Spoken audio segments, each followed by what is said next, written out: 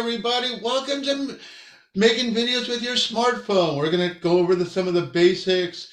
I'll dip into some of the more advanced techniques. Feel free to wave your hands or interrupt me if you've got questions. We're going to keep this light and fun. How many of you have a smartphone? You can raise your hand so I can see. Okay, I'm watching you guys. I see what's going on here. How many of you have your smartphone with you? How many have your smartphone open and turned on? That's what I want you to do. Open up your smartphone, turn it on, and as you're fumbling with that, I want you to find your camera controls.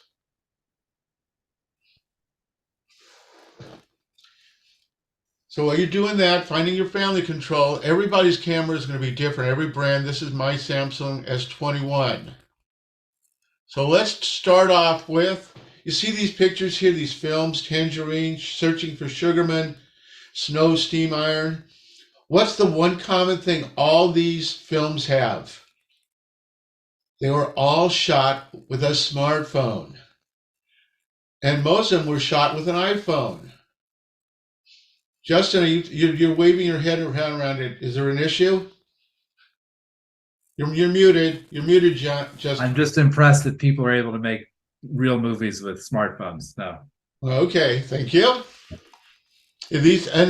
What people use basically one of the advanced iPhones, and then they have expensive lights and platforms and microphones and really, really good actors. So you're not going to make a Hollywood blockbuster right away with your smartphone, but you can do a lot with your smartphone. So the big picture is, what do you want to do? What's the point? This is just, most of you guys are Toastmasters, right? We're all Toastmasters. So it's really similar. What's the point of your project? What are you trying to do? Who's your audience? Who are you targeting your video to? And most importantly, just like with our speeches, what do you want them to do after they see the video? What's the action item? It's just like Toastmasters when you prepare a speech, beginning, middle, and end. Who's your audience? What's your point? And what's the action you want them to take? So how do you start? You create a script. What are your talking points? What do you want to say in your video? Personally, I use PowerPoint to create the scripts for my videos. I'll get the slides up there, punch in my wording, and then I break the slides apart and start putting different images in, which later tells me, when I'm making the video and editing the video, I got to find video that matches these images. So that's how I create my video script. There's lots of different ways to do it. This works for me really well.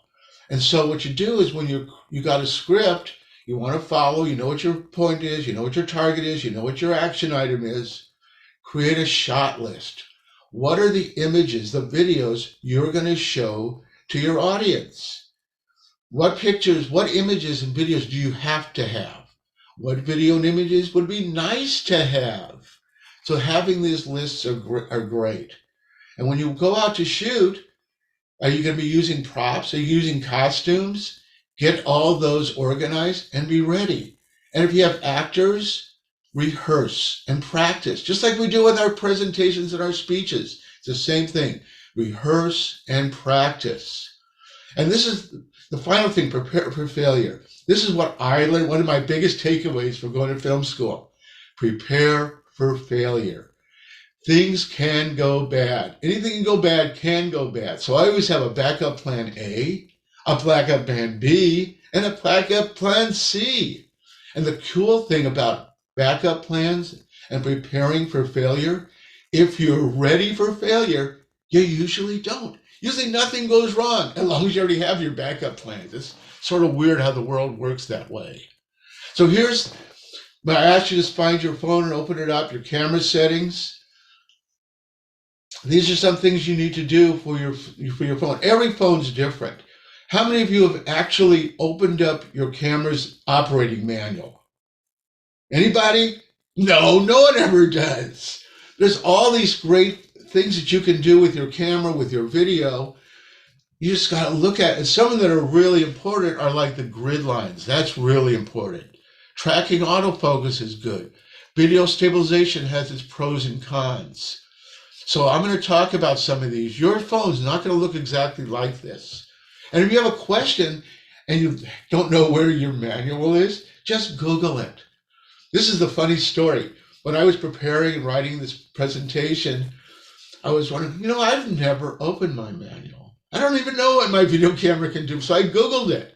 And I got all these great information, all these stuff on YouTube about how to use my camera, use my video camera.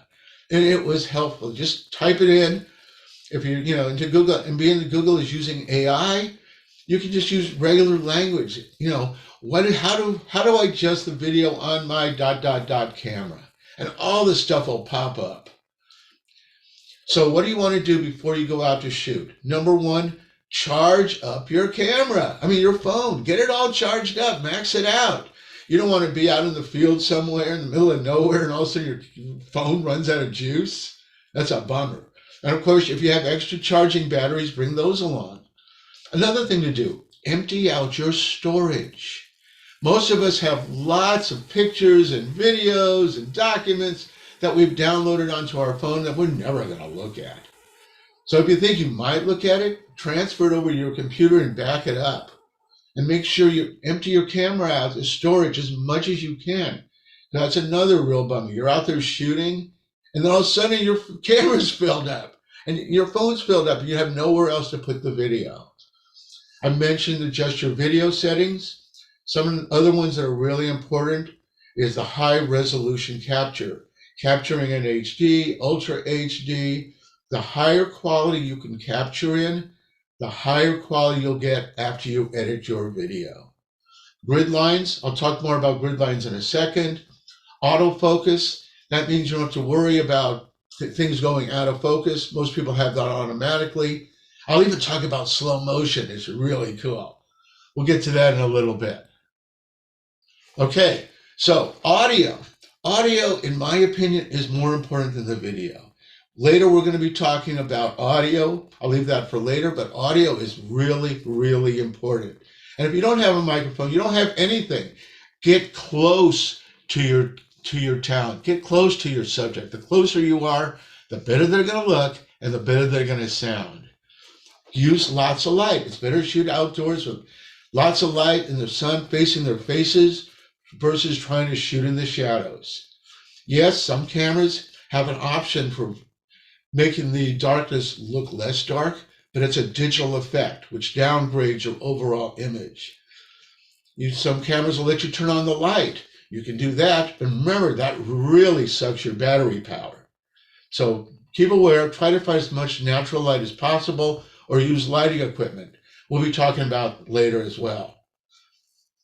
On some of these cameras, there's all kinds of really cool and fun effects, filters and stuff. Some of you Zoomers, you know this. You can put all kinds of weird filters on. Once again, reserve those for later for editing. Because if you do a cool effect and a filter and later decide to change your mind, getting back to a normal image is tough. Let's talk about camera stabilization. That's getting your camera to be steady. I have some stuff I'll talk about later, but there's really two options here, using digital versus physical. Almost all cameras have some kind of digital stabilization feature, but the problem is the way it works, it enlarges the center of your image and fills the screen. So if it enlarges it by 20%, it's also degrading your image by 20%. It's better to actually physically hold your camera as steady as you can, or to use some of the accessories, which we'll be talking about later, that'll help keep your camera steady. And finally, zoom. We all know it's zooming in, zooming out. Physically moving your camera is better than using your digital zoom. Some cameras have no optical zoom. My camera has a 3x optical zoom. Some cameras offer 10 times digital zoom, 20 times digital zoom. And you'll find when you use digital zoom, once again, it degrades your camera image. It makes the pixels larger, and you get this pixelation effect. My camera has a 3x optical zoom. So what I do is when I'm using it out in the field and I want to zoom, I'll try to max it out at 3. Unless for some reason I need to get closer. but I try not to go anywhere past what my optical zoom is. And I recommend you do that as well. Find out what the optical zoom is on your smartphone. Okay, the basics of video composition. Video is all about close-ups and medium shots. You can see down here, here's 3 pictures from my backyard. One is a wide angle of my bird feeders and stuff. You really can't tell anything, right? But it's an establishing shot, gives you an overall. But what works better?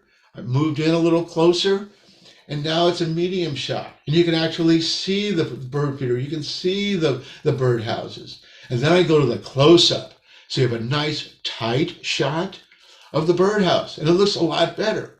So video is really about close-ups and medium shots. It's not about the big shots. That's for Cinerama. That's for you're in a big theater. Go for the tight shots. And you'll find this is really interesting. The films that were shot using a smartphone, they're mostly medium shots and close-ups. Feel free to move your smartphone around. How to stand, I'll cover all that in a second.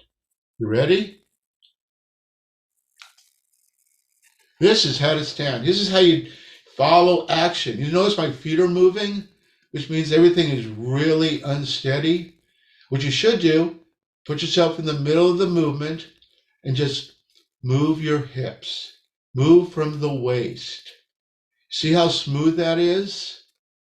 That's one of the easiest things to do. I'll run it one more time. Don't do this. Don't move your feet. Try to figure out where the scene is going to begin and where's it going to end. And then you position yourself right in the middle of it. And then just move your hips. This also works for a panorama shot. It makes your camera, everything much more steady. It's still, you can still see I'm moving a little jerkiness, but it's so much better than moving your feet. To zoom or not to zoom, move the camera. Here's like a zoom. Zooming in a live zoom on a digital smartphone is really hard to do. It's really hard to be steady with that little screen, putting your fingers in there to squeeze it and unsqueeze it. It's hard to do. What works best? Move the camera. Just physically get in. Push in, pull out. Push in to get a close-up. Then pull out to get a wide shot. I'll show one more time. Pulling out to get that wide shot. Pushing in to get a close-up. Physically moving the camera. And you notice I'm also moving, I'm panning to the left and right as I'm moving. So I'm not pushing in directly. I'm pushing in from a side. One more time. So notice that there's 2 moves going on. I'm physically moving in and out, and I'm moving the camera side to side. It makes your images and your videos look a lot more interesting. So, how do you compose using your images? There's a rule called the rule of thirds, and most cameras let you turn on your grid lines. And these are your grid lines here.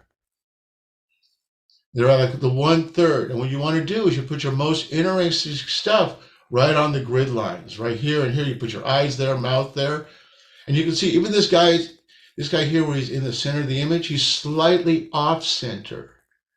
You see where his eyes are? They're on the top third, and his mouth's on the bottom third. His face is a little bit off to the offset a little. Check out these shots. His eyes are on the third, his head is on the third, his mouth is on the third. There, see her? She's here. She's on the third, eyes on the third, and her body's on the third. And so what's really interesting on this shot, you see on this thing called look room, we have all this space here with the empty space where they're sort of looking. Now these 2 shots have nothing to do with each other, but I could cut them together. And it would make sense that they're looking at each other and talking to each other. So as long as you have your head shots about the same size and they're off at an angle and they have look room, it makes cutting things together so much easier. Here's another example. Her eyes are on the third, mouth is on the third, head is on the third, eyes on the third, and body on the third. Once again, these 2 shots will cut together. even they have nothing to do with each other. This could be a great interview, and they're in totally different areas. And then what also works, which is really hard to do though, unless you have an experienced actor or presenter, is have them talk directly into the camera. It's a lot easier for someone who's new to talk off camera, because it gives them a little bit of relaxation. You can cue them, say, look over this ear, look at this ear, when you're doing these offside shots. If someone's really good and they really want to present right to the camera, just go right in. And once again, here's the medium. So she's slightly off center. You don't want to center people. Always put people slightly off. Okay, so the actually physical recording. How do you do this? Okay, so you're in the field. You're going to record something. Hit your record button. 1, 2, 3. Action. And the same goes for you when you're ending. When the thing is in, they stop the action, the interview's over. 1, 2, 3, then turn it off. Hit recording off. This extra space called a bumper, it will be so invaluable for when you're actually editing your videos together, because you don't have to get it absolutely right. It is essential to have the bumper there. Back in the days when we were shooting film and big cameras, we used to use a clapper like this that I have up in my corner there. Nowadays, we're using video, and you can just let it roll. So use your fingers to indicate multiple takes. Like if your actor is messing up and not quite getting it, rather than stopping and starting each time, just keep rolling and go, okay, take 2, take 3, take 4, take 10, But just keep rolling and just use your fingers to hit the takes. Because when you're editing it, you can see your fingers really big, and it makes it really easy to find the good takes and the bad takes. Finally, prepare your camera, have fun. Video making is supposed to be fun. And the better you get, the more confident you get, the more fun it is. And when you're shooting, always shoot too much. If you can, just shoot too much. Move the camera around. Use optical zoom, not digital. And video is, as I said, all about medium shots and close-ups. And finally, get those odd angles. Shoot low, shoot high. Let me give you an effect. Watch this. Okay, this is my cat chasing the laser light. It's sort of an interesting shot. We've all shot this shot, right? But what's better, get on their eye level. Lay on your tummy. It's more interesting. Same thing with kids. When kids are playing, get on your tummy. Don't shoot at them. I'm adding slow motion now to this high angle. Turning on the slow motion control on the camera. And it looks pretty interesting, right? Sort of fun. But watch what happens when I change my angle. Now this is really cool. So not only are we doing slow motion, we also have a low angle. And it's a lot more interesting. So change your angles. If you're shooting pets, shooting kids, get on your tummy and get that shot. And finally, you've been doing all this editing. What are you going to do with all the video? You have to transfer your video from your camera into your computer so you can edit it. Now, different computers, whether you're a Macintosh person, a Windows person, do this differently. I'm using a Windows machine. So when I plug it in, the secret of plugging in is using a really good USB cable. I've had issues with cheap cables, and they're not good enough. They're good for power, but the data won't go over it. So you need a really good USB or a lightning cable, whatever you're shooting with. Make sure it's nice and thick. That's how you know they're good. And so once I plug it in, I go into Windows Manager, and I open it up. This is my computer. Here's the PC. Here's my phone. Here's the internal storage of my phone. Here's the camera and all kinds of things it's storing. And then there's camera. And then in the camera is all the shots I have, the videos, my images. So later when you're editing, you can bring all this into your computer so you can edit that. Damien's going to talk more about that later. So finally, make a video. Make a video. If you want more information, you can check out my magazine, Internet Video Magazine, internetvideomag.com. You can see a lot more VideoMasters videos at our VideoMasters Toastmasters site. How to join? You can go to this page and you can join VideoMasters. And finally, I know what you're thinking. I know what you're thinking. No cats were damaged during the making of this video. Thank you for your time. Go out and make some videos.